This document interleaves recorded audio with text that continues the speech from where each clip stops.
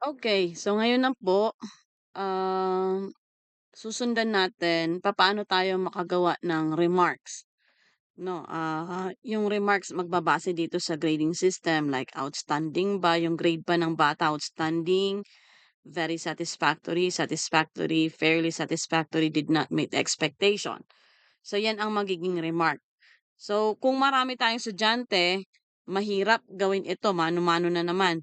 Kaya nandiyan po ang, formula para gabayan tayo.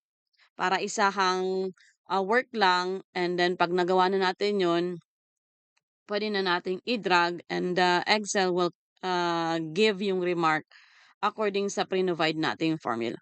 So dito, ang formula natin ang gagamitin po natin ay if, okay. So equal sign, if, and then open parentheses, tapos eto yung, grade, ay yung AF8, yan po yung cell ng grade. And then, greater than, equal sign, tapos kung nakakuha siya ng 90, then ang remark na ibibigay sa kanya, 90 plus, ay outstanding. Another one, if kapag nakakuha siya ng 85, ang ibibigay sa kanyang remark ay 85 to 89, very satisfactory. And then if, tapos yung grade, kung ang grade niya ay nakakuha siya ng 80 to 84, satisfactory. Same with others. Susundan ito ng Excel according sa grade ng bata. So try po natin, equal sign, tapos type natin ang if, ayan. And then i-press natin, di hindi yes, ipunta natin sa cell ng grade, okay. And then sabi po sa formula natin ay ano na ang formula natin? Greater than. So greater than and then equal sign tapos 90. Um, tapos, um, ayan, comma and then yung, ah, remark. So dito tayo sa outstanding, okay. Outstanding. Ngayon, para hindi ma-confuse sa Excel, lalagyan natin ng kasi marami ng formula ilalagay natin. Lalagyan natin ng dollar in between ng letters tapos sa number. So dito sa K, before yung K, dollar sign muna. And then dito before sa 31 sa number, dollar sign muna. Then we'll proceed to the next condition, yung if, no? Ah, comma, and then if, tapos press natin 'tong, grade. So, AF8 and then 'pag nakakuha siya greater than, equal sign, so anong susunod natin? 85. So, 85 and then comma, then very satisfactory. So, same po dun sa 90, lagyan natin ng dollar sign in between ng letters at saka ng number. Okay. And then, another condition. So, tapos na tayo sa outstanding, very satisfactory. Ngayon, punta tayo sa um,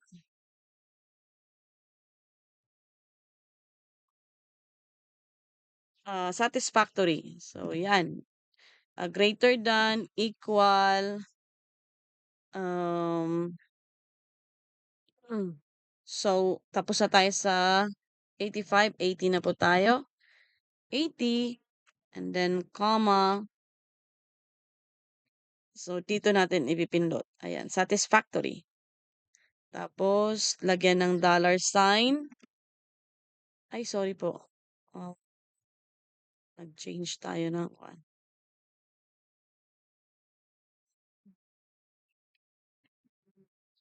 Oo, sorry.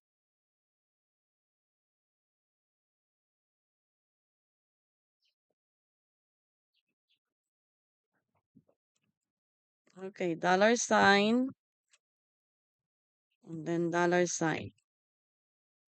Okay, and then another if. Kasi meron pang fairly satisfactory tsaka did not meet expectation. So, if, tapos yung, kung napansin ninyo, hindi na natin ma-press ito. Kaya sundan nyo na lang po yung AF8, yung address ng cell. So, i-type nyo lang po AF, tapos 8. Ayan. AF8 and then greater than, equal sign. So, 75. Tapos, comma. And then, press natin to. Okay? And then, oops. Wait lang. AJ. Tama ba itong...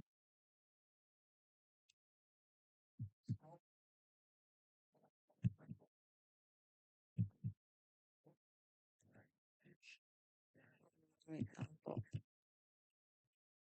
So, 75. Balikan natin. Now-confuse po yung one. So, 75, comma, and then, dito. Fairly satisfactory.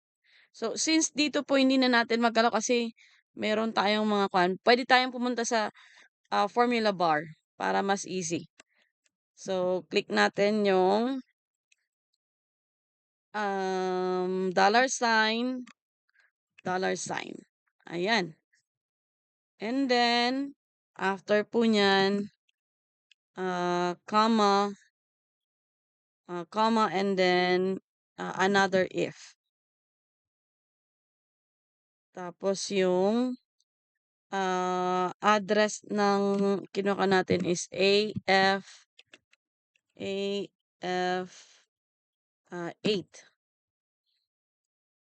And then, greater than, equal sign, 50. Tapos, comma. Ito po. So, lagyan lang natin ng dollar sign. Medyo complicated po ang formula natin. Kinakailangan po natin tiyagaan. So, ngayon, pag nagawa na natin yan, so, ilan po ang if na ginawa natin na kondisyon? So, ang if kapag si Pedro Penduko nakakuha ng 90, ang kanyang remark ay outstanding. Pag nakakuha siya ng 85 to 89, very satisfactory, so on and so forth. So, ang ginawa nating if ay 1, 2, 3, 4, 5. So, ang close parenthesis na gagawin natin ay 5 din. So, 1, 2, 3, 4, and then 5. Tapos, press natin ng enter. Ayan. So, ayan po, nakita po ninyo, very satisfactory ang, tama ba? 85.40. So, 85, pasok pa rin po siya sa very satisfactory. So, tingnan natin ang iba. Drag lang natin. Ayan po. Si student number 2, 83.83. So, nasa satisfactory. Tama po. Yan lang po. Ganun lang po kadali.